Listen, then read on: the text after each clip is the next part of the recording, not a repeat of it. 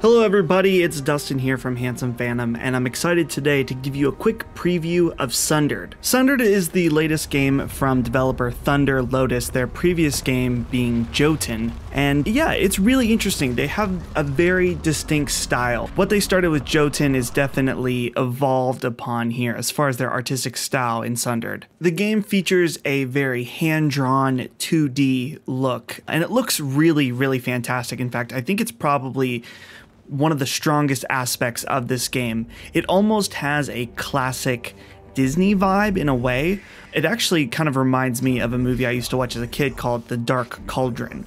So it has a sort of sketchy look, but not really cartoony, much more dark. So this game is a metroidvania style game with some roguelike elements, and I can say for sure that I'm definitely not a pro or an expert on metroidvania style games, but I've been enjoying what I've been playing of this game for sure. During E3, the developer did an interview with PlayStation, and they mentioned that Rogue Legacy was one of the inspirations from the game.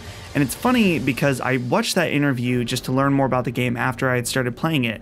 And when I was originally playing, I actually thought, wow, there's a lot of elements of this that remind me of Rogue Legacy, which is one of my favorite games. So the way that the game is a lot like Rogue Legacy is in its core gameplay loop. You'll start, you'll go out and explore the sprawling world of Sundered, and you'll collect shards that then once you die, that you'll take with you back to where you start, kind of the hub area. And in that hub area, there will be a giant skill tree where you can upgrade your character as far as giving her more attack power or a better shield, things along those lines. In addition to the minor upgrades, throughout each level there will be new abilities that you can unlock for your character. For example, in the first world, the first ability you'll unlock is a Deflecting Shield that will deflect enemy attacks, and the second ability you'll unlock is actually a double jump. Overall, I feel like the combat feels really good in this game. Right off the bat, it might feel a little bit basic in that you just press the square button to attack, but there's different variations as far as the up slash or a down slash,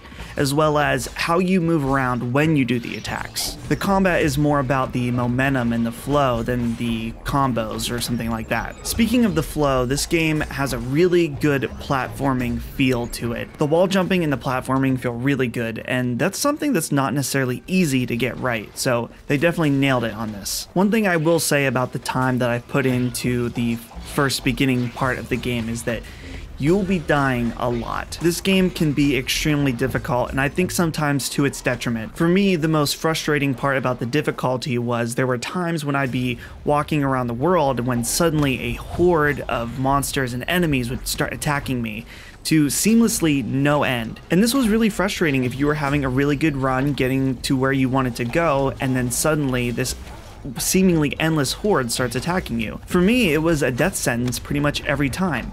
And though it's not like a Dark Souls situation where you lose your currency, there's still a good amount of time that's put into each run, and so it was really frustrating to have a seemingly random, insane amount of enemies attack me all at once. And this happened to me quite regularly, actually. This wasn't a situation where I was avoiding enemies for a long time and then they suddenly all builded up and attacked me.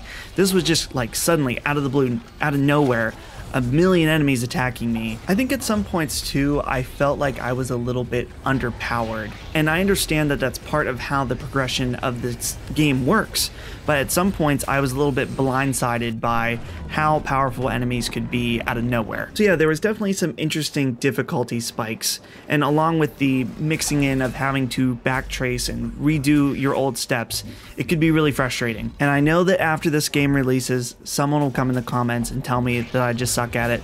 That's totally fine. Go ahead. The one last thing I wanted to mention was before I had started playing this game, I heard that some of the portions of the game were procedurally generated, which for me is a big hit and miss. I've seen procedurally generated games be very good, and I've seen ones not be so good. And what's interesting about this game specifically is that it is a mix of procedurally generated and handmade normal levels, we'll say. And I think they were able to blend the two very well. In fact, sometimes I didn't even notice I was playing a procedurally generated part of the game. So if you like Metroidvania style games, you're definitely going to want to check this out. This is going to be right up your alley. The art style is really strong, so if that's something that you're into, you're in for a treat for that as well. My only only word of caution is that if you are easily frustrated and maybe not necessarily good at these types of games, I'm going to guess this is not going to be a good starting point for you. So if you're interested in checking out this game, it comes out on July 28th, 2017. It'll be available on Steam and PlayStation 4 for $19.99. This has been Dustin from Handsome Phantom, and we'll see you next time.